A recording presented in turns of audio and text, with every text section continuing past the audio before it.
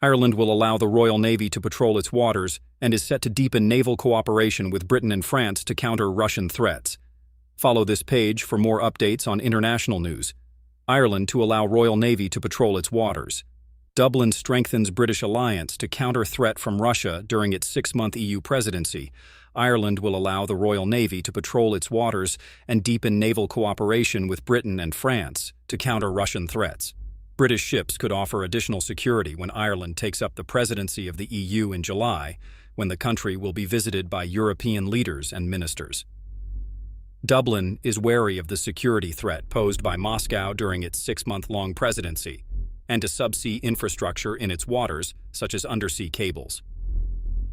When Volodymyr Zelensky, the Ukrainian president, visited Ireland in December, up to 5 military drones breached a no-fly zone and flew towards his aircraft in a suspected incident of Russian hybrid warfare. Later, they circled an Irish naval vessel that was secretly stationed in the Irish Sea to provide protection for Mr. Zelensky's state visit. The Irish Naval Service has 8 vessels, 2 of which are in operational reserve. Another is being fitted out and can begin patrolling later this year. Recruitment is such an issue that only 2 ships can go to sea at the same time. Personnel levels have increased to about 850, below the minimum requirement of 1,094. Plans to get more ships to sea are set to be announced in the coming weeks. Last year, a report by Policy Exchange, a right-wing think tank, accused Ireland of freeloading on British defence, which led to calls from British peers for Dublin to do more on defence. The Irish government released a national maritime security strategy on Wednesday to protect Irish waters and underwater infrastructure, which includes pipelines supplying 3/4 of Ireland's natural gas. Ireland, which is not a member of NATO and prizes its neutrality, would strengthen alliances with countries including the UK as part of the plan. Irish liaison officers will be appointed to British and French maritime security agencies, the Irish Times reported.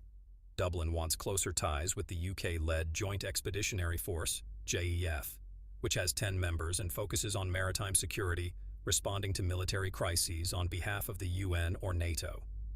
This would help Dublin counter Russia's shadow fleet, the hundreds of vessels used by Moscow to transport sanctioned oil, which often enter Irish waters and have stopped over undersea cables.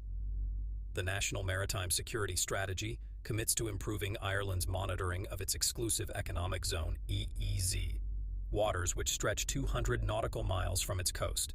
This includes rolling out a military radar program and an anti-submarine sonobuoy program. A maritime special forces unit will also be developed, as well as new bases on Ireland's east and west coasts. But the 5-year plan is too late to enable Ireland to ensure its EU presidency is secure for summits of heads of state and government. The Irish Times cited security sources as saying the increased cooperation would allow French and British vessels to be stationed in Irish economic waters. That could include frigates being stationed off the coast to provide air defense. Germany provided air defense support to Denmark when it held the presidency last year. There is a risk of legal challenges because the Irish Constitution demands military forces should only be raised and maintained by Ireland's Parliament, and no other raised or maintained for any purpose whatsoever. A possible solution would be for British ships to stay outside of Irish territorial waters, 12 nautical miles from the coast, but inside the larger EEZ.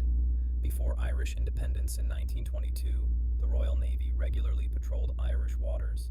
Its base at Cork Harbour, which was known as Queenstown or Cove, from